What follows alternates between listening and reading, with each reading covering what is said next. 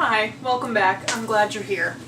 Today I'm going to talk about comics I love. When I was about 11, I remember having a conversation with a friend about how I didn't like comics or graphic novels because I wanted to imagine the characters myself. Oh, how I have changed! I actually really enjoy comics now, and mostly I read them in collected volumes, because those I can get from the library. First, Harrow County. This is a comic about a young woman, Emmy, who's discovering just before her 18th birthday that she is a witch, and she is actually the reincarnation of a witch that the people of her county killed 18 years earlier. And she also discovers that her county is full of haints, supernatural creatures created by the deceased witch Hester, most of them not on the good side. I actually have the 4th and 5th volumes, the collected volumes, with me because I meant to return these to the library today and left them at home. I love pretty much any fiction about witches, and Harrow County is no exception.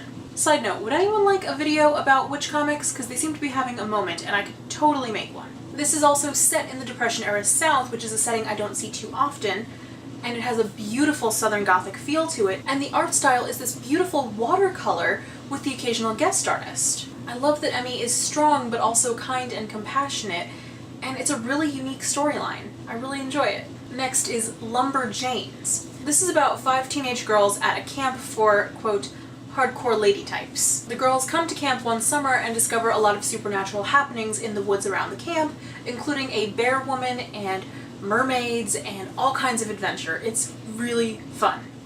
I love that all these girls are strong characters, but they're all strong in their own unique ways, and they are varied. They're not the same character over and over, and none of them fall into the, frankly, boring and tired archetype and stereotype of a strong female character can't have relationships with other women. The relationships between these girls are incredibly important to the story. The art is beautiful and bright and fun, and I love that they have the creature of the week, so to speak, while also having an overarching plot.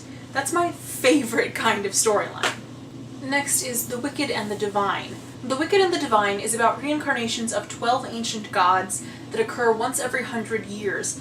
In this most recent reincarnation, they are famous musicians, but come to find out, someone is killing them off. I love this comic in large part because I love mythology, and this comic truly has it all. Mythology, fame, power, betrayal. What more could you want? It really drew me in, and I think it would really draw you in as well if you give it a shot.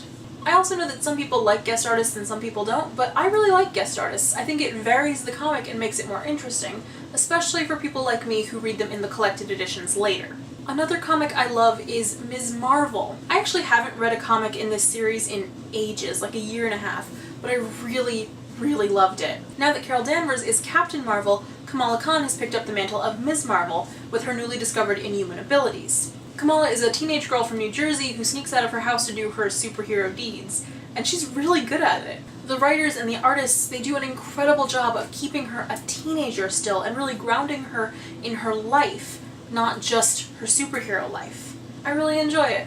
And I saved the best for last, Paper Girls. Paper Girls is about 4 12-year-old girls who are on their paper routes who get sucked into a time travel conspiracy much bigger than themselves. I actually just talked about this in last week's Watch Read Stranger Things video, which in my time I filmed like 5 minutes ago. I love this because the storyline is unique and the characters are all varied and different from each other. They're totally individual, but I also really love the vibrant, colorful art style. And the futuristic technology is really cool. I'm very excited to read the next volume when I can get it from the library.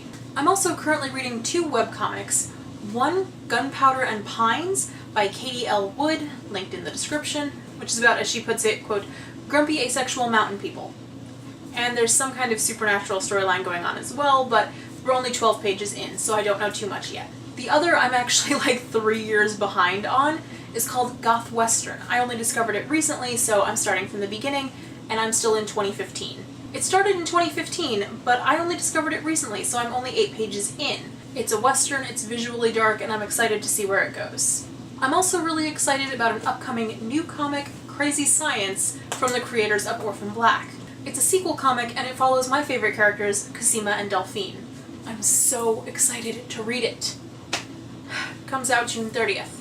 I also own the Orphan Black Sarah prequel comic and the Orphan Black Helsinki prequel comic, but I haven't read those yet, as well as some of the Wynonna Earp comics, the Homecoming series and Season 0, but I haven't read those yet either. As you can probably tell, I like comics and I like speculative fiction, so put them together and you've got a recipe for things I love. This is only a selection of the comics I've really enjoyed over the last few years, so if you want me to talk about more of those, let me know in the comments. And tell me about your favorite comics in the comments. I'd love some recommendations. Thank you for watching. I hope you're well. Bye.